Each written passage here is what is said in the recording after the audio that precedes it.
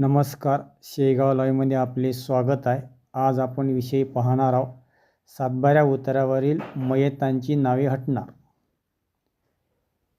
शेतीच्या मालकी हक्काबाबत अडथळा आणणाऱ्या मयत खातेदारांच्या नावाची सातबारा उतारे नोंद कमी करण्यासाठी मोठा निर्णय महसूल मंत्री चंद्रशेखर बावनकुळे यांच्या मार्गदर्शनाखाली 1 एप्रिलपासून संपूर्ण महाराष्ट्रात जिवंत सातबारा मोहीम राबवली जाणार आहे. या निर्णयामुळे काय फायदा होणार? सातबारा उतारावर वारसाची अधिकृत नोंदणी होईल. खरेदी विक्री व्यवहारात येणारे अडथळे दूर होतील. शेतीविषयक कर्ज मिळवणे सोपे होईल.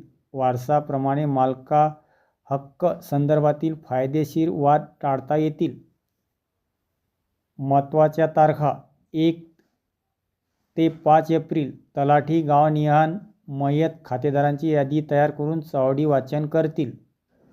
दिनांक 6 एप्रिल ते 20 एप्रिल वारसांना आवश्यक कागदपत्रासह अर्ज सादर करण्याची संधी. दिनांक 21 एप्रिल ते 10 मे ई फेरफार प्रणालीद्वारे सातबाऱ्या वारसाची अधिकृत नोंदणी केली जाईल.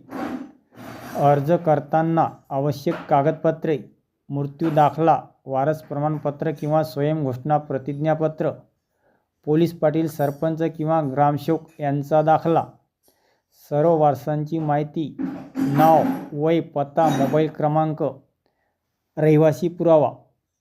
संपूर्ण प्रक्रिया मोफत.